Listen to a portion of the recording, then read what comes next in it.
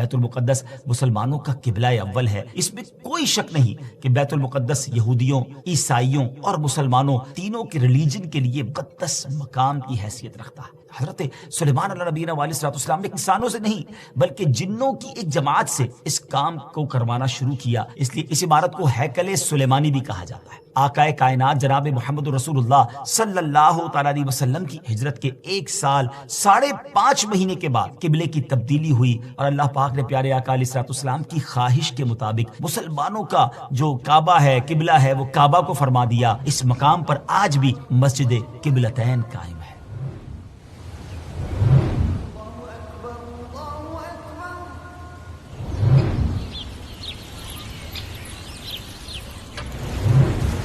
السلام علیکم ورحمۃ اللہ وبرکاتہ۔ ویورز کیسے ہیں آپ؟ سب ٹھیک ہیں؟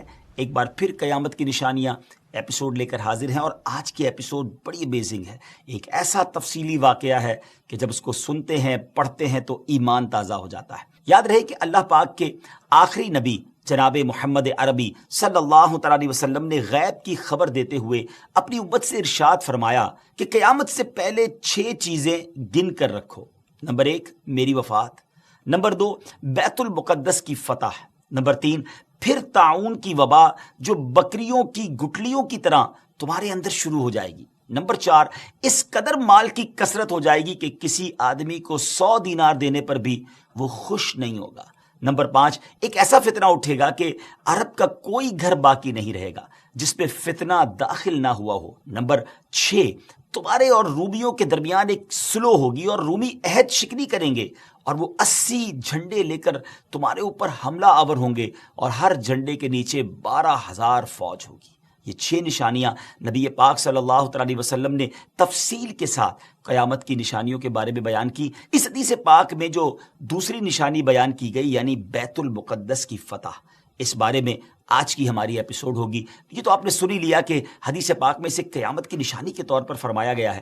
اس بارے میں مزید بات کرنے سے پہلے آئیے پہلے ذرا بیت المقدس کے بارے میں کچھ سنتے ہیں کہ یہ کس جگہ کو کہا جاتا ہے اور اس کی تاریخ کیا ہے۔ بیت المقدس مسلمانوں کا قبلہ اول ہے۔ یہ فلسطین کے شہر القدس میں واقع ہے۔ بعض نے اس شہر کو بھی بیت المقدس کہا ہے۔ بیت المقدس کی تاریخ دیکھیں تو اس میں کوئی شک نہیں کہ بیت المقدس یہودیوں، عیسائیوں اور مسلمانوں تینوں کے ادیان یعنی تینوں کے ریلیجن کے لیے مقدس مقام کی حیثیت رکھتا ہے۔ اس کو القدس کا نام کیوں دیا گیا؟ اس کے بارے میں حکیم الامت مفتی احمد یار خان نعیمی رحمۃ اللہ تعالی لکھتے ہیں کہ چونکہ اس زمین میں حضرات انبیاء کے مزارات بہت ہیں، اس لیے اسے قدس کہا جاتا ہے۔ زمین کا یہ ٹکڑا انبیاء اور صلحاء یعنی نیک لوگوں کا مرکز رہا ہے۔ حضرت سیدنا سلیمان علیہ نبینا علیہ الصلوۃ والسلام کا مزار مبارک اور عالم اسلام کی مشہور و معروف مسجد اقصیٰ بھی اسی شہر میں واقع ہے۔ رہی یہ بات کہ اس کا سنگ بنیاد کب رکھا گیا، تو اس بارے میں یہ کہا جاتا ہے کہ کعبہ معظمہ کی بنیاد ڈالنے کے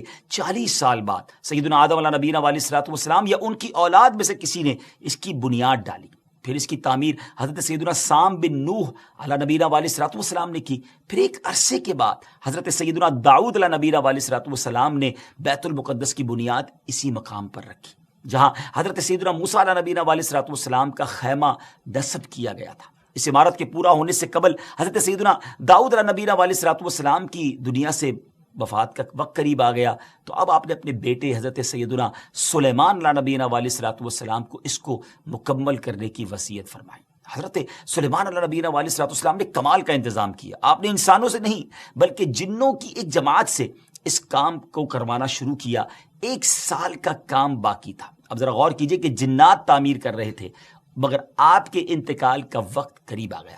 آپ نے غسل فرمایا، نئے کپڑے پہنے، خوشبو لگائی اور اس طرح تشریف لائے کہ عصا پر یعنی اپنے جو لاٹھی تھی اس پر ٹیک لگا کر کھڑے ہو گئے۔ ملک الموت حضرت اسرائیل علیہ الصلوۃ والسلام نے جن کا کام ہی روح قبض کرنا ہے، انہوں نے آپ کی روح اسی حالت میں اسی عالم میں قبض کر لی۔ اب اسی طرح آپ عصا پر ٹیک لگائے کھڑے رہے۔ جی ہاں، دنیا سے آپ جا چکے تھے، وصال فرما چکے تھے، مگر آپ کا جو مبارک جسم ہے وہ عصا پر ٹیک لگائے کھڑا رہا۔ یہ اللہ کی شان ہے۔ حضرت سلیمان علیہ الصلوۃ والسلام کا یہ معجزہ بھی ہے۔ یہاں میں ایک اور دلچسپ بات آپ کو بتاتا چلوں کہ جب حضرت سلیمان علیہ الصلوۃ والسلام حیات تھے تو جنات کو رات کی رخصت بھی مل جاتی تھی، وہ دن میں کام کرتے تھے۔ حضرت سلیمان علیہ الصلوۃ والسلام بھی آرام کرنے چلے جاتے تھے، مگر آپ چونکہ اب کھڑے ہی تھے تو اب جنات کو دن رات راؤنڈ کلاک کام کرنا پڑ گیا۔ ہر وقت وہ آپ کھڑے رہے تو آپ کو اجازت مانگتے تھے، لیکن کسی میں ہمت نہیں ہوتی تھی کہ وہ اجازت مانگنے آپ سے مانگے، تو آپ سے اجازت بھی نہیں مانگ سکتے تھے۔ تو جنہوں نے 4 سال تک یک لخت، جی ہاں آل دا وے، دن رات برابر کام کیا۔ اچھا، حضرت سلیمان علیہ السلام جو ہیں وہ عصا پر کھڑے ہیں، نہ جسم میں کوئی تبدیلی آ رہی ہے۔ اللہ اکبر، یہ بھی اللہ کے نبی کی شان دیکھیں۔ اس کی تعمیر کی تکمیل چونکہ حضرت سلیمان علیہ السلام کے زیر نگرانی ہونی تھی، اس لیے اس عمارت کو ہیکل سلیمانی بھی کہا جاتا ہے۔ بیت المقدس کی روشنی کا انتظام بھی نرالے انداز میں ہی کیا گیا تھا، وہ اس طرح کہ حضرت سلیمان علیہ السلام نے بیت القدس کی مسجد کو سنگ مرمر سے اور ہیروں، موتیوں اور یاقوت سے بنوایا، اور بیت المقدس کے گنبد کے سرے پر کبریت احمر، یہ سرخ گندک جی تھی، اس کا اہتمام کیا، اس کی روشنی کئی میلوں تک پہنچتی تھی۔ اللہ اکبر۔ اچھا ناظرین، جیسے اس کی تعمیر کا وقت پورا ہونے لگا تو اللہ کی شان دیکھیں کہ آپ کے اس عصا کو، اس لکڑی کو دیمک نے کھایا اور آپ کا جسم زمین پر تشریف لایا۔ پھر لوگوں کو بھی پتہ چلا اور جنات کو بھی پتہ چلا کہ حضرت سلیمان علیہ السلام دنیا سے جا چکے ہیں۔ سبحان اللہ، اتنی شاندار یہ عمارت ہے۔ بیت المقدس کی خدمت کے لیے کثیر خادمین حاضری دیتے رہتے۔ ایک وقت ایسا آیا کہ حضرت سیدنا زکریا علیہ نبی علیہ السلام کے مبارک زمانے میں بیت المقدس کے خدام کی تعداد 4000 تھی، اور خدام کے 27 یا 70 سردار تھے، جن کے امیر سیدنا زکریا علیہ نبینا علیہ السلام تھے۔ حضرت سیدنا آدم علیہ السلام سے لے کر حضرت سیدنا موسیٰ علیہ نبینا علیہ السلام تک کعبہ یعنی بیت اللہ شریف ہی کعبہ رہا۔ پھر حضرت سیدنا موسیٰ علیہ نبینا علیہ السلام سے لے کر حضرت سیدنا عیسیٰ علیہ السلام تک بیت المقدس قبلہ رہا۔ جب آقا کائنات جناب محمد رسول اللہ صلی اللہ تعالیٰ علیہ وسلم کی آمد ہوئی اور آپ نے اعلان نبوت فرما کر اسلام کی تعلیم اور اشاعت کا سلسلہ شروع کیا، تو مکہ مبارک میں جتنا عرصہ رہے اس وقت تک بھی مسلمان بیت المقدس کی طرف رخ کر کے عبادت کرتے تھے۔ پھر نبی پاک علیہ السلام نے مدینے کی طرف ہجرت فرمائی، اور ہجرت کے بعد مدینہ منورہ میں بھی مسلمان 16 یا 17 مہینے تک بیت المقدس کی طرف ہی رخ کر کے نمازیں پڑھتے رہے۔ ہجرت کے 1 سال 5.5 مہینے کے بعد 15ویں رجب پیر کے دن مسجد بنی سلمہ میں نماز ظہر کے درمیان قبلے کی تبدیلی ہوئی، اور اللہ پاک نے پیارے آقا علیہ السلام کی خواہش کے مطابق مسلمانوں کا جو کعبہ ہے، قبلہ ہے، وہ کعبہ کو فرما دیا، اور اب مسلمان کعبے کی طرف رخ کر کے نماز ادا کرنے لگے۔ اس مقام پر آج بھی مسجد قبلتین قائم ہے۔ حضرت سلیمان علیہ السلام کے بعد بنی اسرائیل کے زوال کے ساتھ ہی بنی اسرائیل 2 حصوں میں منقسم ہو گئے، تقسیم ہو گئے۔ ہیکل سلیمانی کی عزت میں بھی کمی آ گئی۔ ویسے تو ہیکل سلیمانی پر کئی حملے ہوئے، مگر ایران کے بادشاہ بخت نصر نے جو فلسطین پر حملہ کیا تھا، اس میں ہیکل سلیمانی کو مکمل طور پر مسمار کر دیا اور بڑے پیمانے پر یہودیوں کا قتل عام کیا۔ تورات جلا دی گئی، اور اس وقت یہودی غلاموں کو دریائے فرات کے کنارے آباد کیا گیا، اور انہوں نے اس بستی کا نام تل ابیب رکھا۔ اس کے بعد ایران کے پہلے کسرا خسرو نے یہودیوں کو واپس فلسطین جانے کی اجازت دے دی۔ تب وہ جنوبی فلسطین میں آ کر آباد ہوئے اور ہیکل سلیمانی کی اثر نو تعمیر کی، مگر یہ تعمیر بھی زیادہ عرصے قائم نہ رہ سکی، اور 70 عیسوی میں روم کے بادشاہ توتس نے ایک مرتبہ پھر ہیکل سلیمانی پر حملہ کیا، اسے مسمار کر دیا، اور یہودیوں کو فلسطین کے جنوبی حصے سے بھی نکال دیا۔ یوں فلسطین مکمل طور پر یہود سے خالی ہو گیا تھا۔ حضرت عمر فاروق رضی اللہ تعالیٰ عنہ کے عہد خلافت میں جب فلسطین فتح کیا گیا، اس وقت وہاں عربی النسل قبائل آباد تھے۔ اسلامی لشکر کے سپہ سالار سیدنا ابو عبیدہ بن جراح رضی اللہ تعالیٰ عنہ نے فتح یرموک کے بعد اسلامی لشکر کے ساتھ آپ دمشق آ چکے تھے۔ آپ نے اپنے اصحاب سے مشورہ کیا کہ قیصاریہ روانہ ہو یا بیت المقدس۔ حضرت سیدنا معاذ بن جبل رضی اللہ تعالیٰ عنہ کے مشورے پر عمل کرتے ہوئے سیدنا فاروق اعظم رضی اللہ تعالیٰ عنہ کی بارگاہ میں ایک مکتوب روانہ کیا گیا، دونوں شہروں میں سے کس شہر کا انتخاب کیا جائے۔ سیدنا فاروق اعظم رضی اللہ تعالیٰ عنہ نے جلیل القدر صحابہ کرام علیہ رضوان سے جب مشورہ کیا، تو مولا علی شیر خدا کرم اللہ تعالیٰ وجہ الکریم نے فرمایا کہ اے امیر المومنین، آپ اسلامی لشکر کو بیت المقدس کی طرف روانگی کا حکم دیں۔ وہ پہلے بیت المقدس کو فتح کرے، پھر قیصاریہ کی طرف جائیں، کیونکہ رسول پاک علیہ السلام نے پہلے مجھے بیت المقدس کی فتح اور بعد میں قیصاریہ کی فتح کی خوشخبری دی تھی۔ یہ سن کر سیدنا فاروق اعظم رضی اللہ تعالیٰ نے فرمایا، اے ابو الحسن، آپ نے سچ کہا۔ پھر سیدنا ابو عبیدہ بن جراح رضی اللہ تعالیٰ کی طرف پہلے بیت المقدس اور پھر قیصاریہ روانگی کا حکم لکھ کر روانہ کر دیا۔ ڈیئر ویورز، ہے نا بڑی عجیب داستان، بڑی ایمان افروز داستان۔ سیدنا ابو عبیدہ بن جراح رضی اللہ تعالیٰ عنہ کو جیسے ہی امیر المومنین کا مکتوب ملا، آپ نے روزانہ 5000 مجاہدین لشکر بیت المقدس روانہ شروع کر دی، یعنی 5000 مجاہدین ڈیلی روانہ ہوئے۔ بیت المقدس کا جو قلعہ تھا، جو فورٹ تھا، وہ بڑا مضبوط تھا۔ رومیوں نے یرموک کا حال سن کر پوری تیاری کر رکھی تھی۔ اسلامی لشکر کے جاتے ہی انہوں نے قلعے کا محاصرہ کیا، اس کو سراؤنڈ کر لیا۔ حضرت ابو عبیدہ بن جراح رضی اللہ عنہ کے حکم سے روزانہ اس فورٹ پر، اس قلعے پر حملہ کیا جاتا۔ 11 دن تک حملہ کرتے رہے، مگر کوئی خاص پیش رفت نہ ہوئی، کوئی پروگرس نہ ہو رہی تھی۔ 11ویں دن خود سیدنا ابو عبیدہ بن جراح رضی اللہ تعالیٰ عنہ سیدنا خالد بن ولید رضی اللہ تعالیٰ عنہ تشریف لائے۔ مجاہدین نے تکبیر و تحلیل کی صدائیں بلند کی، خوب نعرے لگائے، تو رومیوں کو بھی معلوم ہو گیا کہ اسلامی لشکر کا کوئی بڑا سردار آ گیا ہے۔ وہ سب پریشان ہوئے، اپنے سب سے بڑے راہب قمامہ کے پاس گئے اور ساری صورتحال بیان کی۔ جب اسے معلوم ہوا کہ مسلمانوں کا سردار آ گیا ہے، وہ بہت پریشان ہوا اور کہنے لگا، اب تمہاری ہلاکت نزدیک ہے، کیونکہ میں نے پچھلی کتابوں میں پڑھا ہے کہ ملک شام کو محمد الرسول اللہ صلی اللہ تعالیٰ علیہ وسلم کا ایک سرخ رنگ کا صحابی فتح کرے گا۔ اگر یہ وہی سردار ہے تو صلح کے علاوہ اب تمہارے پاس کوئی دوسری صورت نہیں ہے۔ پھر وہ اسلامی لشکر کے سپہ سالار کو دیکھنے کے لیے قلعے کے دیوار پر آیا۔ سیدنا ابو عبیدہ بن جراح رضی اللہ تعالیٰ کو بلایا۔ آپ رضی اللہ تعالیٰ جب آگے گئے تو ان سے بھی وہی بات کی۔ حضرت ابو عبیدہ بن جراح نے کہا، یا تو تم اسلام قبول کر لو یا جزیہ دے کر امان حاصل کر لو، پھر ہم سے جنگ کرنے کے لیے تیار ہو جاؤ۔ لیکن اس راہب قمامہ نے سیدنا ابو عبیدہ بن جراح رضی اللہ تعالیٰ کی بات کا کوئی جواب نہ دیا، فقط خاموشی سے وہ بس آپ کو دیکھتا رہا اور پھر واپس چلا گیا۔ اس نے اپنی قوم سے کہا کہ یہ وہ شخص نہیں ہے جس کے بارے میں میں نے کتابوں میں پڑھا ہے، لہٰذا تم ان سے جنگ کرتے رہو، یہ تمہارا بال بھی بیکا نہیں کر سکتے۔ سیدنا ابو عبیدہ بن جراح رضی اللہ تعالیٰ عنہ نے بھی وہاں سے واپس آ کر اسلامی لشکر کو جنگ کا حکم دے دیا۔ روزانہ اسلامی لشکر اس فورٹ پر، اس قلعے پر حملہ کرتا، رومی تیروں کی برسات کرتے، دونوں طرف سے جانی نقصان بھی ہوتا، سپاہی زخمی بھی ہوتے۔ لڑائی 4 ماہ تک جاری رہی۔ جی ہاں ویورز، 4 منتھ تک یہ لڑائی جاری رہی۔ اہل شہر تنگ آ گئے۔ وہ دوبارہ اپنے جو سردار تھا، جو ان کا لیڈر تھا قمامہ، اس کے پاس گئے، ساری صورتحال بیان کی۔ وہ نصرانی راہب جو تھا وہ پھر قلعے کی دیوار پر آیا اور سیدنا ابو عبیدہ بن جراح رضی اللہ تعالیٰ عنہ سے کہنے لگا کہ ہم ہر حال میں تم سے جنگ کریں گے، البتہ ہمارے شہر کو صرف ایک ہی شخص فتح کرے گا جس کے اوصاف ہماری کتابوں میں لکھے ہوئے ہیں، وہ تم نہیں ہو۔ سیدنا ابو عبیدہ بن جراح رضی اللہ تعالیٰ نے فرمایا کہ تمہاری کتابوں میں اس کے کیا اوصاف لکھے ہوئے ہیں؟ اس نے کہا وہ ہم تمہیں نہیں بتائیں گے، البتہ اسے دیکھ کر ہم فوراً پہچان لیں گے کہ یہ وہی شخص ہے۔ ہاں اگر تم اس کا نام جاننا چاہتے ہو تو ہم اس کا نام بتا سکتے ہیں۔ اللہ اکبر! ان کی کتابوں میں اس صحابی کا نام بھی موجود تھا۔ آپ رضی اللہ تعالیٰ نے فرمایا کہ ٹھیک ہے، تم اس کا نام ہی بتا دو۔ اس نصرانی راہب نے کہا کہ جو شخص ہمارے اس شہر کو فتح کرے گا وہ محمد الرسول اللہ صلی اللہ تعالیٰ علیہ وسلم کا صحابی ہوگا، اور اس کا نام عمر بن خطاب ہے، جو فاروق کے لقب سے مشہور ہوگا، اور وہ نہایت سخت گیر ہوگا، اللہ کے کاموں میں کسی ملامت کرنے والے کی ملامت کی پرواہ نہ کرے گا۔ سیدنا ابو عبیدہ بن جراح رضی اللہ تعالیٰ عنہ نے جیسے ہی یہ سنا تو مسکرا دی اور خوش ہو کر فرمایا، فتحنا البلد ورب الکعبہ، یعنی رب کعبہ کی قسم ہم نے اس شہر کو فتح کر لیا۔ پھر آپ اس راہب کی طرف متوجہ ہوئے اور فرمایا، تم جن کا ذکر خیر کر رہے ہو وہ ہمارے خلیفہ ہیں، ہمارے نبی علیہ الصلوۃ والسلام کے جلیل القدر صحابی ہیں۔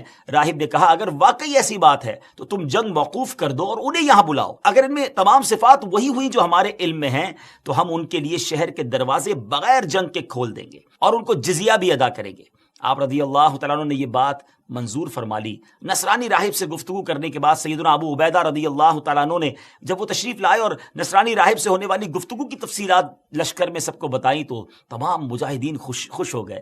ایک مکتوب جس میں تمام تفصیلات انہوں نے لکھی سیدنا عمر فاروق رضی اللہ تعالیٰ عنہ کی بارگاہ میں انہوں نے پیش کر دیں، اور وہاں وہ خط بھیج دیا گیا۔ اللہ اکبر! جب یہ خط مدینہ منورہ پہنچتا ہے، حضرت سیدنا میسرہ بن مسروق رضی اللہ تعالیٰ عنہ مدینہ منورہ پہنچتے ہیں، بارگاہ فاروقی میں حاضر ہوئے، سلام عرض کیا، فرمایا خوشخبری لائے ہو؟ عرض کیا رب کعبہ کی قسم خوشخبری ہے۔ پھر وہ مکتوب بارگاہ فاروقی میں پیش کیا گیا۔ سیدنا فاروق اعظم رضی اللہ تعالیٰ عنہ نے جب مکتوب پڑھا، صحابہ کرام سے مشورہ کیا اور اس ملک کے شام کی طرف سفر کا ارادہ کر لیا، تیاری شروع فرما دی۔ امیر المومنین سیدنا فاروق اعظم رضی اللہ تعالیٰ عنہ کا بیت المقدس جب جانے کا فیصلہ ہوا، یہ خبر سن کر مدینہ منورہ میں خوشی کی لہر دوڑ گئی۔ اپنے سفر کا آپ آغاز فرماتے ہوئے سب سے پہلے آپ مسجد نبوی شریف میں آئے، آپ نے 4 رکعت نماز ادا کی، نبی پاک علیہ الصلوۃ والسلام کی بارگاہ میں حضرت ابوبکر صدیق رضی اللہ تعالیٰ عنہ کی بارگاہ میں سلام پیش کیا، پھر اس کے بعد حضرت عمر فاروق رضی اللہ تعالیٰ عنہ نے اپنا سفر شروع کر دیا۔ مولا علی کرم اللہ تعالیٰ وجہ الکریم کو اپنا نائب مدینے میں مقرر کیا اور چند اصحاب کو ساتھ لیا اور اب ملک کے شام کی طرف روانہ ہو گئے۔ آپ رضی اللہ تعالیٰ کے سفر کی یہ نوعیت ہوتی تھی کہ نماز فجر کے بعد سفر طے فرماتے اور ظہر کے وقت کسی مقام پر ٹھہر جاتے، وہاں اپنے اصحاب کو واض و نصیحت فرماتے، اللہ عز و جل کا خوف، عبادت کا تذکرہ، آخرت وغیرہ پر مشتمل بیان فرماتے، اور اس کے بعد ستو اور کھجور وغیرہ سے اپنا لنچ کرتے تھے۔ کیسا سادہ کھانا تھا امیر المومنین کا۔ جن جن راستوں سے آپ گزرتے تھے وہاں کے لوگ اپنے مقدمات، اپنی عرضیاں لے کر آپ کے پاس آتے، قرآن و حدیث کی روشنی میں آپ ان کا فیصلہ بھی فرماتے جاتے، یہاں تک کہ ملک شام کی سرحد میں داخل ہو گئے۔ اللہ اکبر! آپ نے عربی شاہ سواروں کا ایک قافلہ دیکھا، سیدنا زبیر بن عوام رضی اللہ تعالیٰ عنہ کو وہ آگے بھیجا کہ معلوم کرو یہ لوگ کون ہیں۔ تو حضرت زبیر بن عوام رضی اللہ تعالیٰ عنہ نے خبر دی کہ حضور جو لشکر اس وقت آپ کا بیت المقدس میں انتظار کر رہا ہے، اس لشکر والوں نے ایک دستہ بھیجا ہے کہ خوشخبری لے کر آئیں کہ امیر المومنین تشریف لا چکے ہیں یا نہیں۔ پھر وہ قافلہ سیدنا فاروق اعظم رضی اللہ تعالیٰ عنہ کی بارگاہ میں حاضر ہوا، ہدیہ سلام کے بعد کہا، مصافحہ کیا، دست بوسی کی، اور فاروق اعظم رضی اللہ تعالیٰ عنہ نے ان سے پوچھا کہ تم لوگ یہاں کس لیے آئے ہو؟ تو عرض کی حضور، اے امیر المومنین، آپ کی تشریف آوری کے انتظار میں پورا اسلامی لشکر اپنی آنکھیں بچھائے، پلکیں بچھائے ہوئے ہے، اور گردنیں اٹھا اٹھا کر لوگ مدینہ منورہ سے آنے والے راستے پر نظریں جمائے ہوئے ہیں۔ ہر شخص آپ کے دیدار کے لیے بے چین ہے، لہٰذا اسلامی لشکر کے سپہ سالار امین الامت حضرت سیدنا ابو عبیدہ بن جراح رضی اللہ تعالی عنہ نے آپ کی بارگاہ میں خبر معلوم کرنے کے لیے بھیجا ہے۔ حضور اگر آپ اجازت دے دیں تو میں جلدی واپس جا کر لشکر کو آپ کی آمد کی خوشخبری سنا دوں۔ آپ رضی اللہ تعالیٰ عنہ نے اسے اجازت دے دی۔ اس قافلے نے لشکر اسلام میں پہنچ کر سب کو خبر دے دی کہ الحمدللہ امیر المومنین شام کی حدود میں داخل ہو گئے ہیں۔ ہر شخص چاہتا تھا کہ وہ جائے استقبال کے لیے، مگر سیدنا ابو عبیدہ بن جراح رضی اللہ تعالیٰ عنہ نے لشکر کو وہیں ٹھہرنے کا حکم دیا اور خود امیر المومنین کی بارگاہ میں استقبال کے لیے حاضر ہو گئے۔ سیدنا ابو عبیدہ بن جراح رضی اللہ تعالیٰ عنہ کا قافلہ امیر المومنین کے اس مدینے سے آنے والے مدنی قافلے سے ملا۔ سیدنا ابو عبیدہ بن جراح اپنی اونٹنی پر سوار ہو کر آئے تھے، آپ نے اپنی اونٹنی بٹھائی، نیچے اترے، امیر المومنین کی خدمت میں ہدیہ سلام پیش کیا، مصافحہ کیا، گلے ملے، بقیہ اصحاب نے بھی اس طرح ملاقات کی۔ پھر یہ قافلہ اسلامی لشکر کی طرف روانہ ہوا۔ اللہ اکبر! سوچئے کیسا منظر ہوگا جب یہ قافلہ بیت المقدس پہنچا۔ مجاہدین نے نہایت شاندار استقبال کیا، تمام مجاہدین نے آپ سے ملاقات کی، آپ کی دست بوسی کی، پھر آپ نے ان سے نہایت فصیح و بلیغ خطبہ بھی دیا، تمام مجاہدین کو اعمال صالحہ، تقوی و پرہیزگاری وغیرہ اختیار کرنے کی نصیحت اور تنبیہ فرمائی۔ خطبے سے فارغ ہو کر سیدنا ابو عبیدہ بن جراح رضی اللہ تعالیٰ عنہ نے ملک شام کی جنگوں کو بالتفصیل بیان کیا، جنہیں سن کر فاروق اعظم رضی اللہ تعالیٰ عنہ کبھی روتے اور کبھی خوش ہوتے۔ دونوں میں گفتگو ہوتی رہی یہاں تک کہ ظہر کا وقت ہو گیا۔ مؤذن رسول سیدنا بلال حبشی رضی اللہ تعالیٰ عنہ، جو نبی پاک علیہ الصلوۃ والسلام کے دنیا سے پردہ فرمانے کے بعد مدینہ طیبہ سے ملک شام چلے آئے تھے، لشکر اسلام میں شامل ہو کر وہ بھی جہاد میں مصروف ہو گئے تھے۔ حضرت جناب رسول اللہ صلی اللہ تعالیٰ علیہ وسلم کی وصال ظاہری کے بعد آپ نے اذان کہنا چھوڑ دی تھی۔ اپنے آقا و مولا علیہ الصلوۃ والسلام کی جدائی اور فرقت کے رنج میں وہ ایسے شکستہ دل تھے کہ اذان دیتے وقت انہیں سخت غم اور جو ہے وہ رنج لاحق ہو جاتا تھا، محبوب کی یاد ستاتی تھی، اتنی گریہ وزاری ہوتی تھی کہ اذان کو کمپلیٹ کرنا مشکل ہو جاتا تھا۔ جب نماز ظہر کا وقت ہوا، تمام مجاہدین نے امیر المومنین سے عرض کی کہ حضور حضرت بلال بھی موجود ہیں، ہم چاہتے ہیں کہ حضرت بلال کی اذان سنیں، نبی پاک علیہ الصلوۃ والسلام کے زمانے مبارکہ کی یاد تازہ ہو جائے گی۔ سیدنا فاروق اعظم رضی اللہ تعالیٰ عنہ نے سیدنا بلال حبشی کو حکم دیا، مجاہدین کی خواہش بیان کی۔ سیدنا بلال حبشی رضی اللہ تعالیٰ عنہ نے اذان تو بالکل چھوڑ دی تھی، کسی کے کہنے پر بھی اذان نہ دیتے تھے، لیکن فاروق اعظم رضی اللہ تعالیٰ عنہ کا حکم تھا اور بڑا وہ ادب بھی کرتے تھے، اس لیے اذان دینے کے لیے راضی ہو گئے۔ کیا منظر ہوگا! حضرت بلال حبشی رضی اللہ تعالیٰ عنہ نے اذان شروع کی، جیسے ہی بلند آواز سے کہا اللہ اکبر اللہ اکبر، ان کی آواز میں وہ درد تھا کہ لشکر اسلام پر لرزہ طاری ہو گیا۔ مجاہدین کی آنکھیں اشکبار ہو گئی، محبوب اکرم کا زمانہ یاد آ گیا۔ اللہ اکبر، شام کی سرزمین میں مدینے کی یاد تازہ ہو رہی ہے۔ اس وقت رسول پاک علیہ الصلوۃ والسلام کے دیدار سے اپنی آنکھوں کو ٹھنڈا کیا کرتے تھے، مگر وہ دیدار اب کہاں نصیب۔ تمام مجاہدین شدت غم سے کانپنے لگے۔ سیدنا بلال حبشی رضی اللہ تعالیٰ عنہ اشہد ان محمد الرسول اللہ پر جب پہنچے تو پورے لشکر پہ ایک کوہرام مچ گیا۔ صحابہ کرام علیہ رضوان نے اپنے محبوب آقا کی یاد میں وہ تڑپنے لگے، آہو بکا کا شور بلند ہو گیا۔ شدت غم سے مجاہدین ایسے تڑپتے کہ ابھی ان کے دل پھٹ جائیں گے۔ بعض پر تو بے ہوشی طاری ہو گئی۔ فاروق اعظم رضی اللہ تعالیٰ عنہ پر بھی گریہ طاری تھا۔ حضرت بلال حبشی رضی اللہ تعالیٰ عنہ کی حالت بھی ناقابل برداشت تھی۔ ایسا لگتا تھا کہ وہ اذان پوری نہ کر پائیں گے۔ اسلامی لشکر پر غم و اضطراب کی وہ کیفیت طاری تھی کہ رونے اور چیخنے کے سوا کچھ سنائی ہی نہ دیتا تھا۔ بہرحال سیدنا بلال حبشی رضی اللہ تعالیٰ عنہ نے اذان مکمل کی۔ بہت دیر تک صحابہ کرام محبوب کریم علیہ الصلوۃ والسلام کی یاد میں روتے رہے۔ بالآخر اللہ کریم نے سب کو تسکین عطا فرمائی۔ فاروق اعظم رضی اللہ تعالیٰ عنہ نے پورے لشکر کو نماز پڑھائی، پھر قلعہ بیت المقدس کی طرف جانے کا ارادہ فرمایا۔ جب آپ نے بیت المقدس کی طرف روانگی کا ارادہ فرمایا تو بکری کے بالوں سے بنا ہوا لباس پہنا، وہ جبہ جو تھا نا ناظرین، ٹکڑے ٹکڑے سی کر بنایا گیا تھا اور اس میں 14 پیون تھے۔ ایک پیون جو ہے وہ چمڑے کا بھی اس میں تھا، اتنا سادہ اور جس کو آپ کہیں بالکل کم پیسوں والا لباس۔